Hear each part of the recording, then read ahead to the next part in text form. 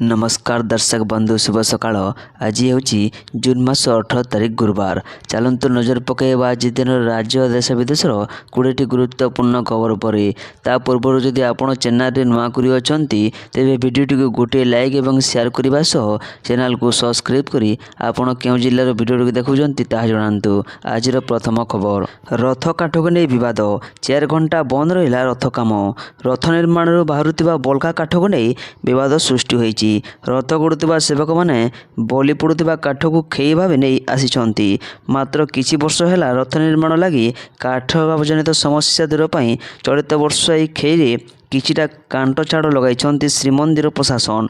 रथ कलारे कटा हेबा परे बलि पड़ुवा 4 फुट लंब और 3 फुट अधिक गोले विशिष्ट काठ श्रीमंदिर प्रशासन को महारणा मैंने धार्य मूल्य विनिमय में हस्तांतर करेंगे बोली नोटिस करिसेंती। परवर्ती खबर, 9 जिले में अब 20 शिल्प प्रकल्प। राज्य में 20 शिल्प प्रकल्प को मंजूरी, 76,000 कोटी टंकार पुंजीनिवेश। राज्य में 20 शिल्प प्रकल्प को मंजूरी मिली। 9टी जिले में शिल्प प्रकल्प हेबो। एथिरे 76,000 कोटी अधिक टंका पुंजीनिवेश रही। एथिरे 50,000 अधिक नियुक्ति सुजोग सृष्टि हेबो। मुख्यमंत्री मोहन चरण माझी अध्यक्षता अनुष्ठित HLC बैठक में अनुमोदन मिली।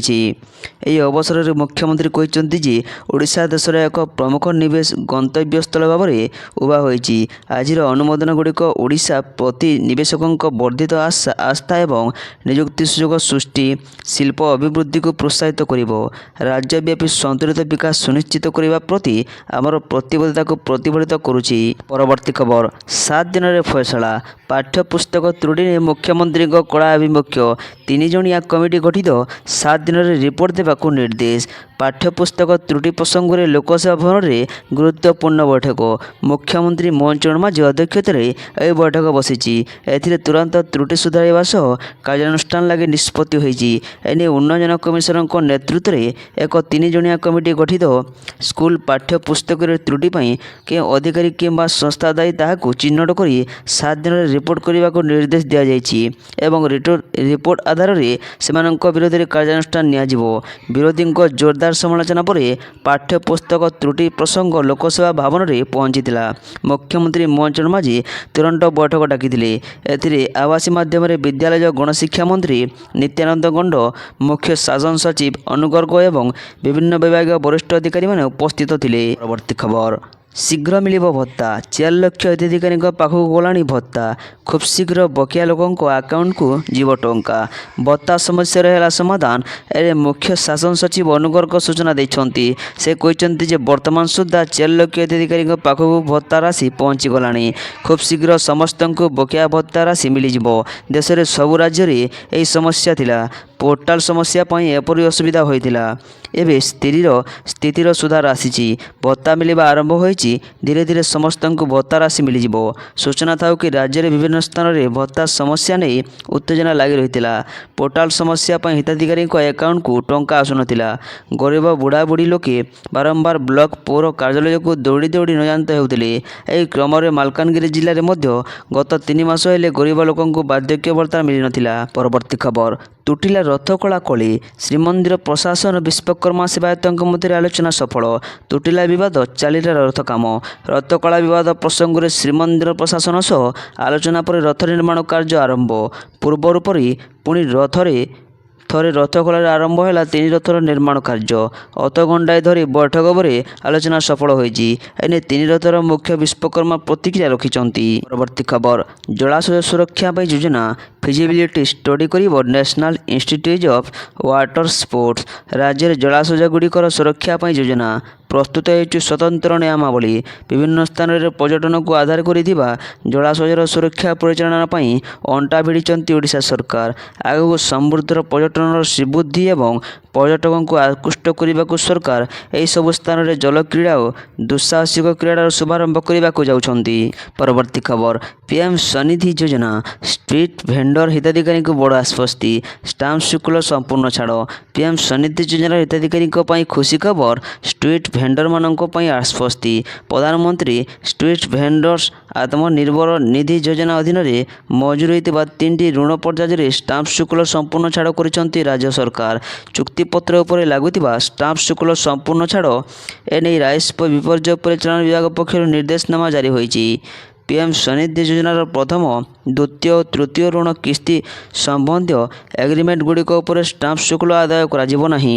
ପରବର୍ତ୍ତୀ ଖବର 28ରେ ଓଟିଇଟି ପରୀକ୍ଷା ଆଜିଠୁ ବୋର୍ଡ ୱେବସାଇଟ୍ରେ ଆଡମିଟ୍ କାର୍ଡ଼।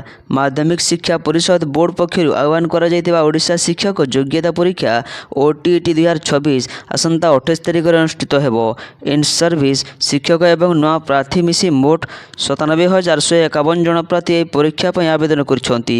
ଏଥିରେ 84,625 ରେଗୁଲାର ଓ 13,584 ଜଣ ଇନ୍ ସର୍ଭିସ୍ ଶିକ୍ଷକ ରହିଛନ୍ତି।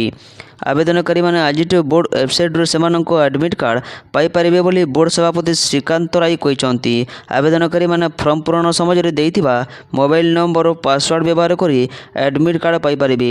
ପରୀକ୍ଷା ପାଇଁ ବୋର୍ଡ ପକ୍ଷରୁ 30ଟି ଜିଲ୍ଲାରେ ମୋଟ 311ଟି ସେଣ୍ଟର ଚୟନ କରାଯାଇଛି। ପ୍ରତ୍ୟେକ ପରୀକ୍ଷା କେନ୍ଦ୍ର କ୍ଲୋଜ୍ ସର୍କିଟ୍ କ୍ୟାମେରାରେ ସିସିଟିଭି ବଳୟରେ ରହିବ।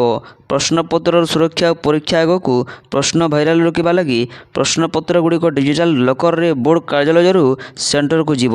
ପରବର୍ତ୍ତୀ ଖବର ମୌସୁମୀ ପାଇଁ ପୂର୍ବତଟ ରେଲୱେର ମାଷ୍ଟର ପ୍ଲାନ୍। ଘାଟିରେ ଅଟକିବନି ଚକ, ସୁରକ୍ଷିତ ଗଡ଼ିବ ଟ୍ରେନ୍। ମୌସୁମୀ ଋତୁରେ ନିରାପଦ ଟ୍ରେନ୍ ସେବା ପ୍ରଦାନ କରିବା ଲକ୍ଷ୍ୟରେ ଜୋରଦାର ପ୍ରସ୍ତୁତି ଚଳାଇଛି ପୂର୍ବତଟ ରେଲୱେ।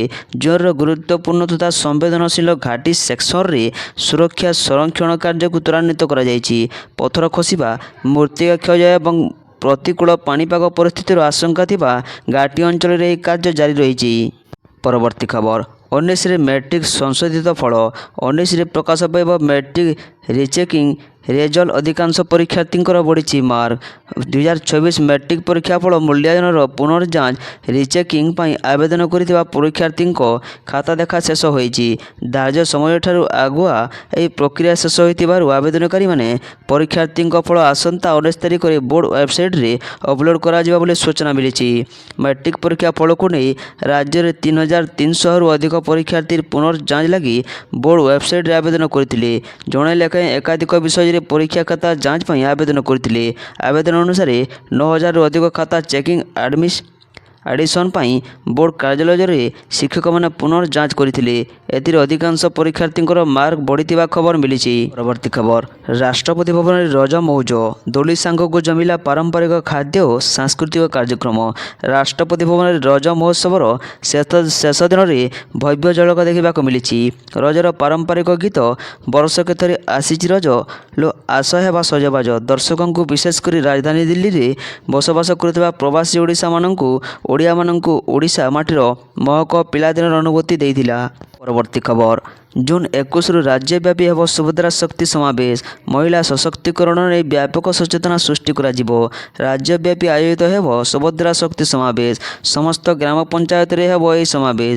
ଜୁନ୍ 21ରୁ 30 ପର୍ଯ୍ୟନ୍ତ ଏହା ଅନୁଷ୍ଠିତ ହେବ। ଏହି କାର୍ଯ୍ୟକ୍ରମ ମାଧ୍ୟମରେ ମହିଳା ସଶକ୍ତି ଓ ଜୀବିକା ସୁଯୋଗ ସମ୍ପର୍କରେ ବ୍ୟାପକ ସଚେତନତା ସୃଷ୍ଟି କରାଯିବ। ଏନେଇ ଉପମୁଖ୍ୟମନ୍ତ୍ରୀ ପ୍ରଭାତୀ ପରିଡ଼ା ଭୁବନେଶ୍ୱରସ୍ଥିତ ମିଶନ ଶକ୍ତି ଭବନଠାରେ ସୁଭଦ୍ରା ଶକ୍ତି ସମାବେଶ କାର୍ଯ୍ୟକ୍ରମର ପ୍ରସ୍ତୁତି ସମ୍ପର୍କରେ ଏକ ସମୀକ୍ଷା ବୈଠକ କରିଥିଲେ। ପରବର୍ତ୍ତୀ ଖବର ଶାନ୍ତି ଚୁକ୍ତି ପୂର୍ବରୁ ଧମକାଇଲେ ଆମେରିକା, ପୁଣି ହୋଇପାରେ ଯୁଦ୍ଧ। ଶାନ୍ତି ଚୁକ୍ତି ପୂର୍ବରୁ ଧମକାଇଲେ ଆମେରିକା ରାଷ୍ଟ୍ରପତି ଟ୍ରମ୍ପ। ଶୁକ୍ରବାର ଶାନ୍ତି ଚୁକ୍ତି ପୂର୍ବରୁ ଏମଓୟୁ ଚୂଡ଼ାନ୍ତ ନୁହେଁ କହି ଚମରବାଣୀ ଶୁଣାଇଲେ ଟ୍ରମ୍ପ। ଯଦି ଇରାନ ଠିକ୍ ବ୍ୟବହାର ନ କରେ ତାହେଲେ ପୁଣି ହୋଇପାରେ ଯୁଦ୍ଧ। ଆମେରିକା ପୁଣି ବୋମା ବର୍ଷଣ କରିବାକୁ ପଛାଇବନି। 47 ବର୍ଷ ହେଲାଣି ସେମାନେ ଆମକୁ ଅପମାନିତ କରି ଆସୁଛନ୍ତି ବୋଲି କହିଲେ ଟ୍ରମ୍ପ। ପରବର୍ତ୍ତୀ ଖବର ଓଡ଼ିଶାରେ ଲାଗୁ ହେଲା ଭିବିଜି ରାମଜୀ ଗ୍ରାମାଞ୍ଚଳରେ 120 ଦିନର ରୋଜଗାର ଗ୍ୟାରେଣ୍ଟି। ଭିବିଜି ରାମଜୀ ଗ୍ରାମୀଣ ଯୋଜନାକୁ ସରକାରୀ ମୋହର। ଓଡ଼ିଶାରେ ଲାଗୁ ହେଲା ଭିବିଜି ରାମଜୀ ଗ୍ରାମୀଣ ଯୋଜନା। ରାଜ୍ୟର ଗ୍ରାମୀଣ ଅର୍ଥନୀତିକୁ ଅଧିକ ସୁଦୃଢ଼ କରିବା ଏବଂ ଗ୍ରାମାଞ୍ଚଳରେ ସ୍ଥାୟୀ ଜୀବିକା ସୁଯୋଗ ସୃଷ୍ଟି ଲକ୍ଷ୍ୟରେ ଓଡ଼ିଶା ସରକାର ବିକଶିତ ଭାରତ ଗ୍ରାମୀଣ ରୋଜଗାର ଓ ଆଜୀବିକ ମିଶନ ଗ୍ରାମୀଣ ଯୋଜନାରେ ବିଜ୍ଞପ୍ତି ଜାରି କରିଛନ୍ତି। ପୂର୍ବରୁ ରାଜ୍ୟ କ୍ୟାବିନେଟ୍ ଯୋଜନାକୁ ଅନୁମୋଦନ କରିଥିବା ବେଳେ ବର୍ତ୍ତମାନ ପଞ୍ଚାୟତିରାଜ ପାନୀୟ ଜଳ ବିଭାଗ ପକ୍ଷରୁ ବିସ୍ତୃତ ଗାଇଡଲାଇନ୍ ଜାରି କରାଯାଇଛି। ଆସନ୍ତା ଜୁଲାଇ 1ରୁ ଯୋଜନାଟି ରାଜ୍ୟରେ ଲାଗୁ ହେବ। ପରବର୍ତ୍ତୀ ଖବର, ଉଦ୍ଧବ ଠାକରେଙ୍କ ବଡ଼ ଝଟକା, ଏକନାଥ ସିନ୍ଧେଙ୍କୁ ସମର୍ଥନ ଘୋଷଣା କଲେ 6 ସାଂସଦ। ମହାରାଷ୍ଟ୍ର ରାଜନୀତିରେ ମହାଡ୍ରାମା। ମହାରାଷ୍ଟ୍ରର ପୂର୍ବତନ ମୁଖ୍ୟମନ୍ତ୍ରୀ ଉଦ୍ଧବ ଠାକରେଙ୍କ ନେତୃତ୍ୱାଧୀନ ଶିବସେନା ୟୁବିଡିଙ୍କୁ ବଡ଼ ଝଟକା ଲାଗିଛି। ଡେପୁଟି ସିଏମ୍ ଏକନାଥ ସିନ୍ଧେଙ୍କ ନେତୃତ୍ୱରେ ଶିବସେନାଙ୍କୁ ଦଳର 6 ଜଣ ସାଂସଦ ସମର୍ଥନ ଜଣାଇଛନ୍ତି। ପରବର୍ତ୍ତୀ ଖବର, 20 ତାରିଖ ଯାଏଁ ସୁବର୍ଣ୍ଣପୁରରେ ସ୍କୁଲ ଛୁଟି। ସୁବର୍ଣ୍ଣପୁର ଜିଲ୍ଲାରେ 20 ପର୍ଯ୍ୟନ୍ତ ସ୍କୁଲ କଲେଜ ଛୁଟି। ହେଇଥିବା ଜାରି ରହିଥିବା ଛୁଟି ଅବଧି ବୃଦ୍ଧି କଲେ ଜିଲ୍ଲାପାଳ। ପ୍ରବଳ ଗ୍ରୀଷ୍ମ ପ୍ରବାହକୁ ଦୃଷ୍ଟିରେ ରଖି ଆଉ 3 ଦିନ ବଢ଼ିଲା ସ୍କୁଲ ଛୁଟି। ଜିଲ୍ଲା ପ୍ରଶାସନ ପକ୍ଷରୁ ଛୁଟି ଘୋଷଣା କରାଯାଇଛି। ଜିଲ୍ଲାର ସବୁ ଅଙ୍ଗନବାଡ଼ି କେନ୍ଦ୍ର ମଧ୍ୟ 20 ତାରିଖ ଯାଏଁ ବନ୍ଦ ରହିବ। ତେବେ ଆସନ୍ତା 18 ତାରିଖରେ ରାଜ୍ୟର ସମସ୍ତ ସ୍କୁଲ ଖୋଲିବା ନେଇ ଗଣଶିକ୍ଷା ମନ୍ତ୍ରୀ ନିତ୍ୟାନନ୍ଦ ଗଣ୍ଡ ସୂଚନା ଦେଇଥିଲେ। ରାଜ୍ୟରେ ଗ୍ରୀଷ୍ମ ପ୍ରବାହକୁ ଦୃଷ୍ଟିରେ ରଖି ସ୍କୁଲ ଛୁଟି ବଢ଼ିବା ନେଇ ଚାଲିଥିବା କଳ୍ପନା ଜଳ୍ପନାର ଅନ୍ତ ଘଟାଇ ମନ୍ତ୍ରୀ ସ୍ପଷ୍ଟ କରିଥିଲେ ଯେ ନିର୍ଦ୍ଧାରିତ ସମୟସୀମା ଅନୁଯାୟୀ ଜୁନ୍ 18 ତାରିଖରେ ହିଁ ରାଜ୍ୟର ସମସ୍ତ ସ୍କୁଲ ଖୋଲିବ। ସୂଚନାଯୋଗ୍ୟ ଯେ ରାଜ୍ୟରେ ପ୍ରବଳ ଗ୍ରୀଷ୍ମ ପ୍ରବାହକୁ ଦୃଷ୍ଟିରେ ରଖି ଚଳିତ ବର୍ଷ ରାଜ୍ୟ ସରକାର ମେ 12ରୁ ଜୁନ୍ 18 ପର୍ଯ୍ୟନ୍ତ ଗ୍ରୀଷ୍ମ ଛୁଟି ଘୋଷଣା କରିଥିଲେ। ପରବର୍ତ୍ତୀ ଖବର, ପାଠ୍ୟପୁସ୍ତକ ତ୍ରୁଟି, 3 ଜଣିଆ କମିଟି ଗଠିତ। 7 ଦିନରେ ରିପୋର୍ଟ ପ୍ରଦାନ ପାଇଁ ମୁଖ୍ୟମନ୍ତ୍ରୀଙ୍କ ନିର୍ଦ୍ଦେଶ। ରାଜ୍ୟ ସରକାରଙ୍କ ବିଦ୍ୟାଳୟ ପାଠ୍ୟପୁସ୍ତକରେ ପରିଲକ୍ଷିତ ହୋଇଥିବା ତ୍ରୁଟିକୁ ନେଇ ମୁଖ୍ୟମନ୍ତ୍ରୀ ମୋହନ ଚରଣ ମାଝୀ ଆଜି ଲୋକସେବା ଭବନଠାରେ ଏକ ଗୁରୁତ୍ୱପୂର୍ଣ୍ଣ ବୈଠକ କରିଛନ୍ତି।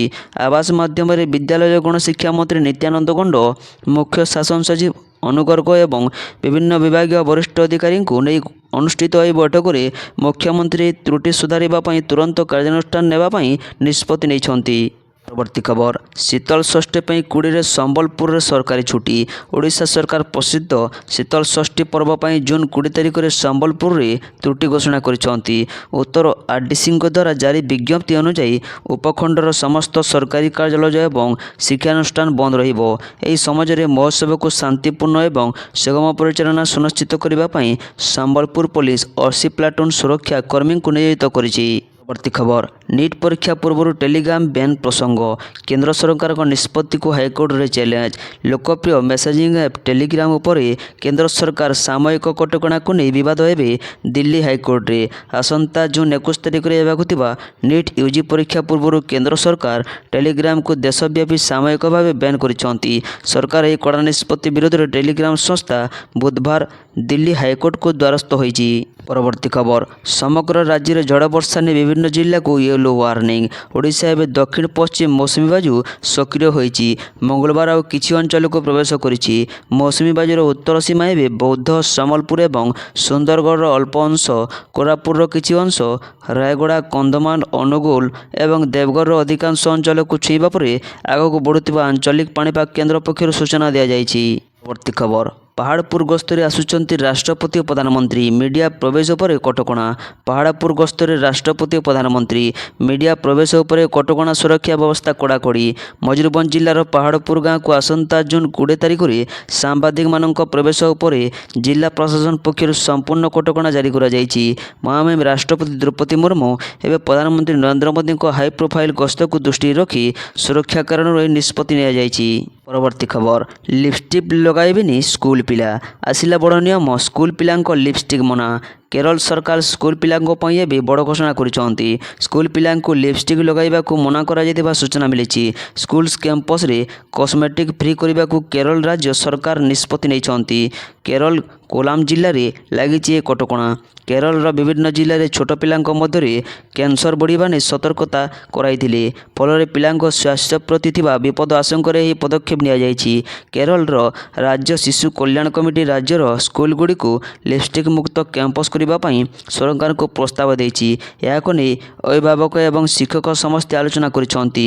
ପିଲାମାନଙ୍କ ମହଙ୍ଗା ମେକଅପ୍ ବ୍ୟବହାର ଦ୍ରୁତ ଗତିରେ ବୃଦ୍ଧି ପାଉଛି, ଯାହା ସେମାନଙ୍କ ମାନସିକ ଓ ଶାରୀରିକ ବିକାଶକୁ କ୍ଷତି ପହଞ୍ଚାଇଥାଏ। ଏଥିସହ କମିଟି କହିଛି ଯେ ପିଲାମାନେ କୌଣସି ଫ୍ୟାଶନ୍ ଶୋରେ ସାମିଲ ହେବାକୁ ଆସୁନାହାନ୍ତି, ବରଂ ସ୍କୁଲ ପାଠ ପଢ଼ିବାକୁ ଆସୁଛନ୍ତି। କେରଳର ଆନାନାଡ଼ ଜିଲ୍ଲାର ଶିଶୁ କଲ୍ୟାଣ କମିଟି ଏହି ମାମଲାରେ ପଦକ୍ଷେପ ନେବା ସହିତ ଡିଜିଇଙ୍କୁ ଏକ ସରକାରୀ ଚିଠି ପଠାଇଛି।